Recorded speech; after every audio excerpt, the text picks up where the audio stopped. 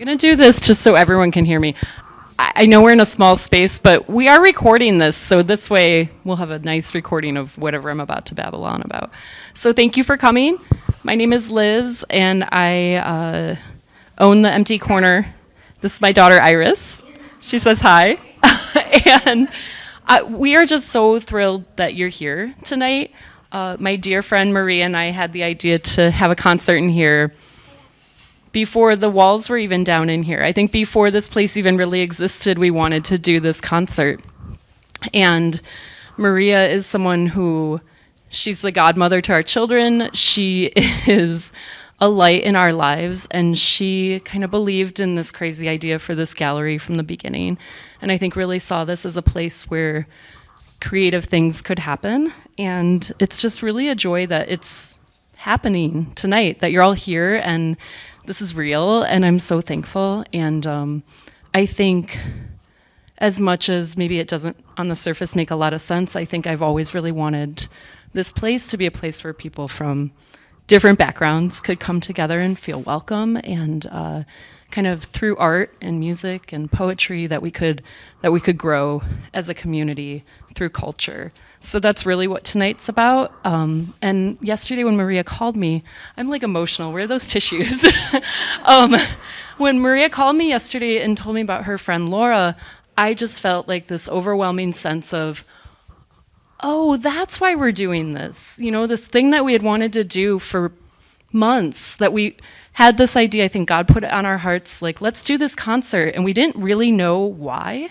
And then, you know, Maria called and said, my friend Laura could come and she could share, and let's talk about what's happening in Iran. And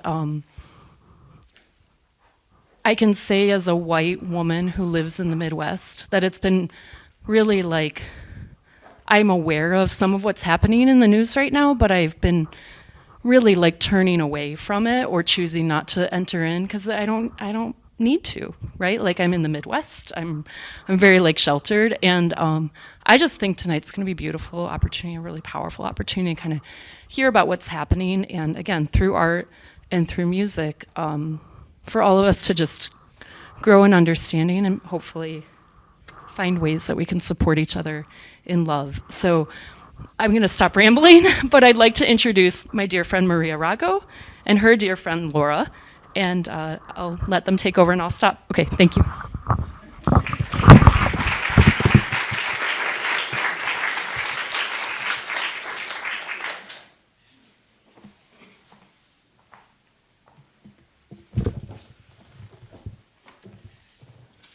Hello, friends. I really, really appreciate the opportunity that has been provided for us to be aware of the situation that is happening to our brothers and sisters in Iran. Let's first see, where is Iran? Iran is a big country. North of it is Russia. Northwest Turkey, east Afghanistan, west Iraq, and south Persian Gulf, which is very important as a kind of gate for oil to come to the west. So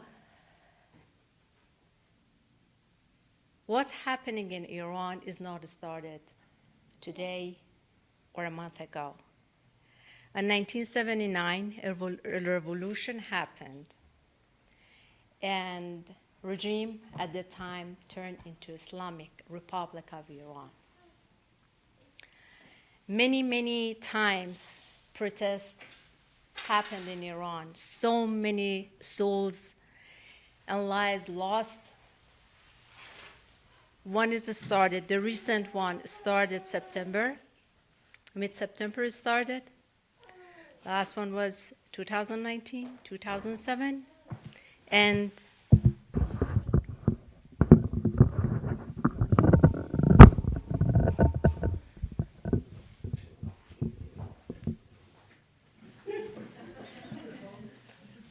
all right, let me just hold it. Yeah, that's a good idea. And last one started mid-September. And how it started. A young girl named Mahsa Amini, 22 years old, from West traveled to Tehran to visit relatives with her brother. She had headscarf, but according to the morality police, it was not a perfect headscarf or hijab. So as soon as they get off the bus, she got detained and took her to Morality Education Center to educate her how to properly use her hijab. And she was brutally killed while she was in custody. She, for 3 days, was in hospital, and after that, she died. And that sparked a global movement. Women hit the streets and protest against mandatory hijab. So the first thing that they wanted freedom to choose to have hijab or not to have hijab. And then government started arresting them,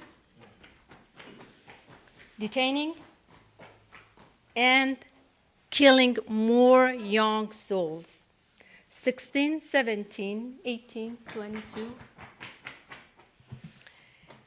And really, I don't want to go to details what they did to these girls.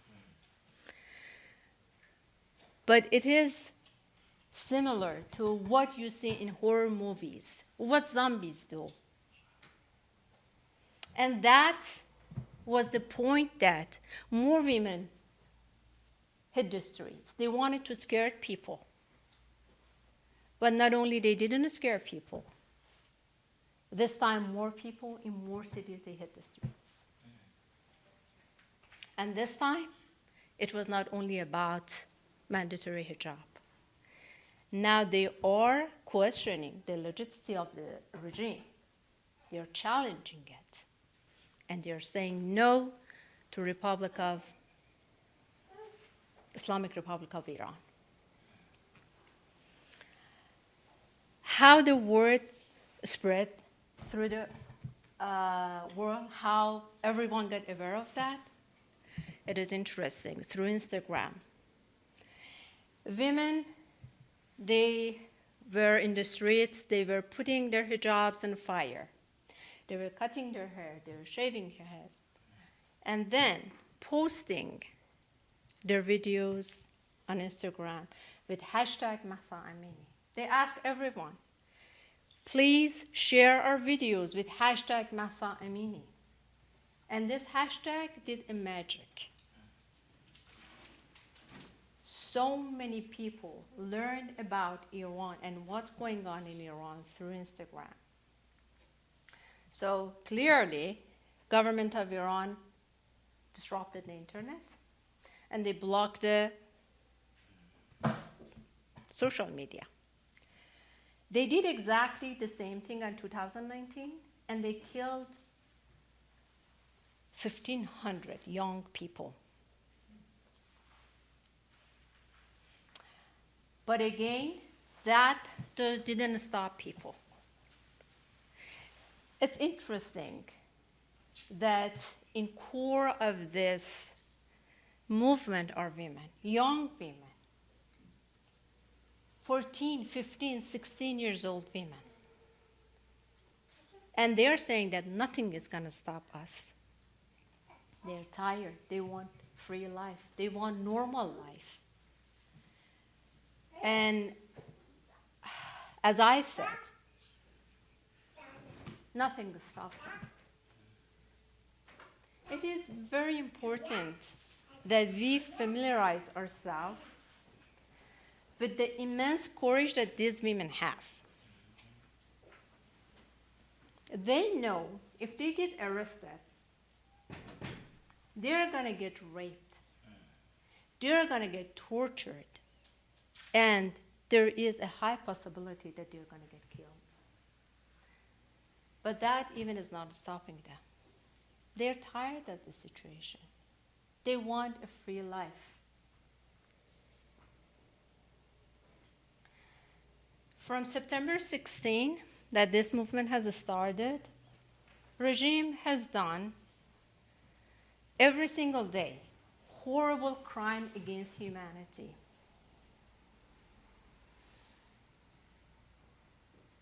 They even gas spray, the tear gas, sprayed on elementary school students.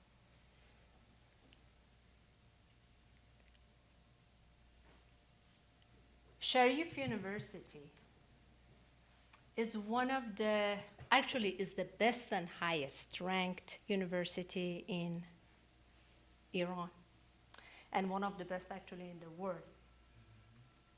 And the smartest, the brightest students are in this university. And of course, they are the ones that they are in the front and they are protesting, they are not leading, because the leader of this movement are women. There is no actual single leader. They are the women in the core of this activity, in this movement. But going back to Sharif University, one day, they trapped them in the parking lot of the campus. They gas sprayed them. They brutally shot them. Detained them, a lot of them. And we don't know how many people are arrested, how many got killed. What happened exactly, we don't know. But we know that the next day they closed the doors to wash the bloody university. In other incident, in Zahedan, it's a city in the southeast of Iran. Those people are Muslim, but they're Sunni Muslims. And you know that on Fridays, Muslim, they have group prayer. They shot people when they were doing their group prayer. 66 people got killed, so many wounded. And these numbers are approximate, because government is not letting the exact numbers to come out.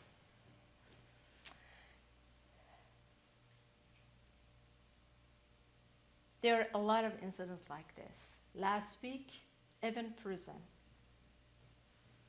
It's not a prison for criminals. One of the notorious prisons that they have journalists, artists,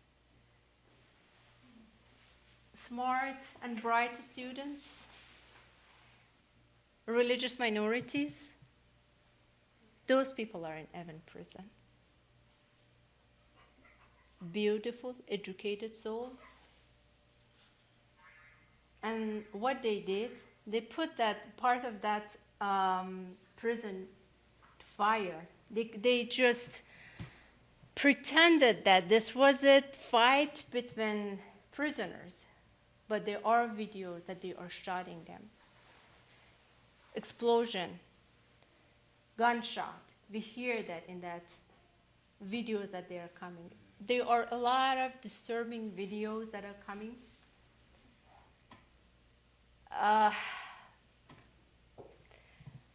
But this is the reality of Iran at this point. Why we are talking about this? We want to be their voice. They are voiceless. They want us to be their voice. So when we are going out, let's just talk to some people about what's happening. They are our brothers and sisters. People of Iran are different than government of Iran. They need our support. And the best support that we can do, and the easiest one. It is painful. Nobody these days like to be, sad, hear these stories. But they need our support. These problems started so many years ago. But there are a lot of hope that could end soon. So many women, journalists, artists, they have supported. It is amazing what we are seeing, the support that is coming from people that we never even thought. The celebrities that sometimes we think that their life is so different than normal people. So many of them, they talked about it, they supported, and we are hoping that now that there are a lot of people aware of the situations, governments also wake up and they do something. Instead of just saying that we stand with people of Iran, they do something. One of the things that we can do is we can call our representatives, we can call our senators and ask them, this is the situation in Iran, what you have done. They are getting paid to work for us. So we can ask them. Unfortunately, Iran's government has a lot of organizations that they're lobbying for them. Like NIAC in United States, that has very close relationship with the government, and they are lobbying for a regime. We need to stop them. If they are getting so close to our representatives, they are our representatives, so we should also get close to them. We should ask them to do something about this.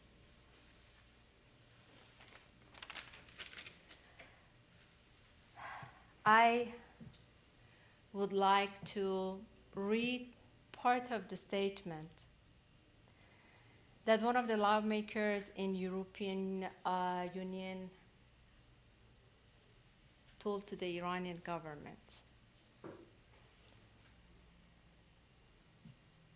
The hands of the regime of mullahs in Iran are stained with blood. Neither history nor Allah or God Almighty will forgive you for the crimes against humanity that you are committing against your own citizen. She, like so many other women, took her scissor and cut her ponytail in support of Iranian women. I would like to thank again for Maria to let me be the voice of Iranian friends. And Liz, thank you so much for providing this opportunity.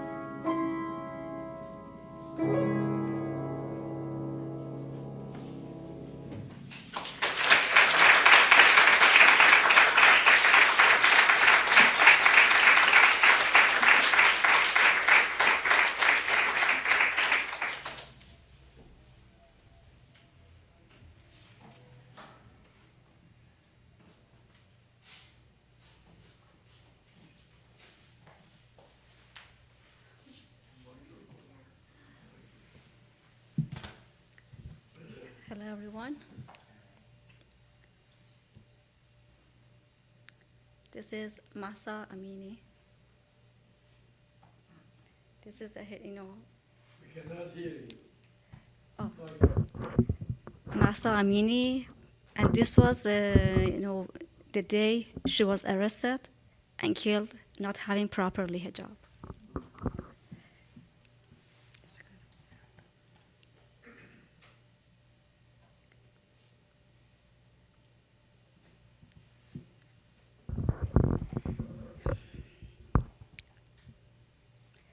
ای به سر زلف تو سودای من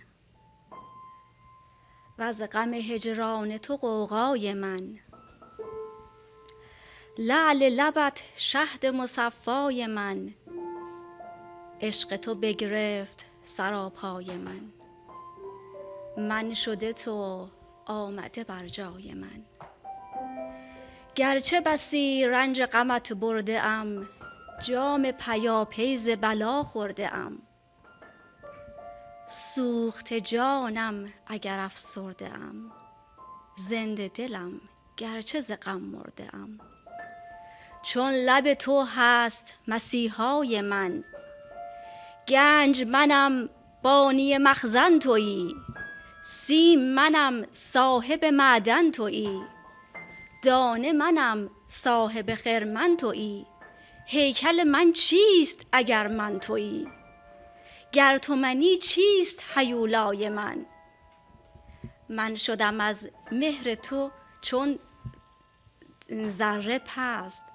و از قدح باده عشق تو مست، تا به سر زلف تو داریم دست، تا تو منی من شده ام خود پرست، سجدگه من شده اعضای من، دل اگر از توست چرا خون کنی، ورز تو نبود ز چه مجنون کنی، دم به دم این سوز دل افزون کنی، تا خودیم را همه بیرون کنی، جای کنی در دل شیدای من، آتش عشقت چو برافروخت دود، سوخت مرا مایه هر هست و بود، کفر و مسلمانیم از من زدود، تا به خم ابرویت آرم سجود، فرق نه از کعبه کلیسای من،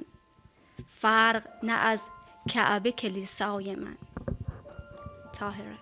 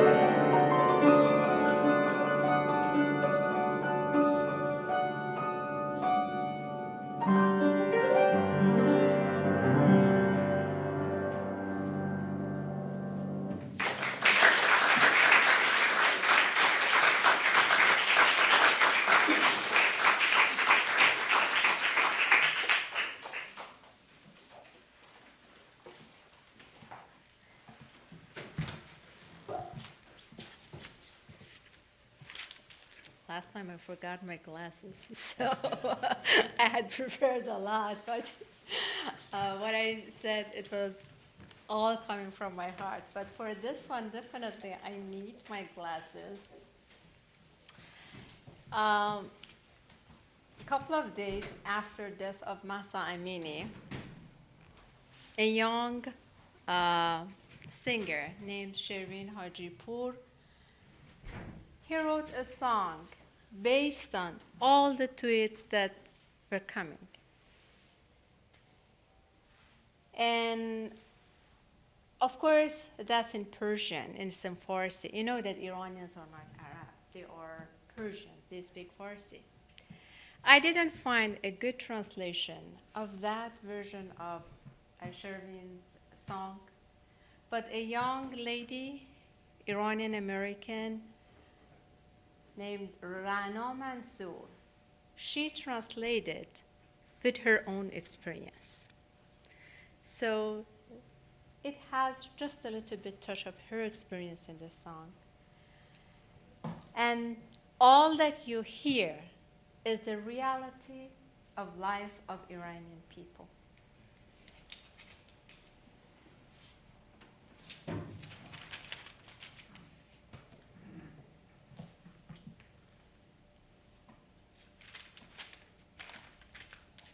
Put it the right microphone. Oh yeah, let's see if this is gonna go. Okay.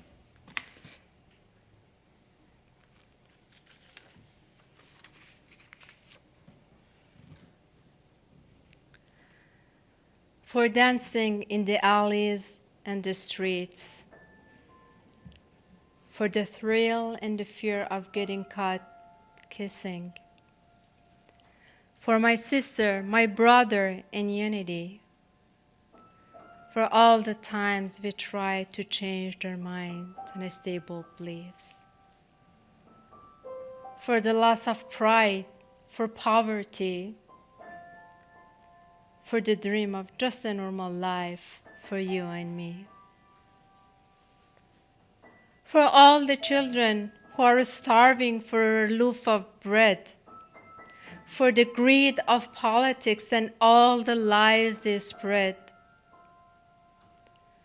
for all the mass-polluted air we breathe, for all the litter in the streets and all the dying trees, for all the animals who suffer from elimination, for all the cats and dogs who love us without no condition, for all the tears that seem to never end, for all the images that keep on turning in our head,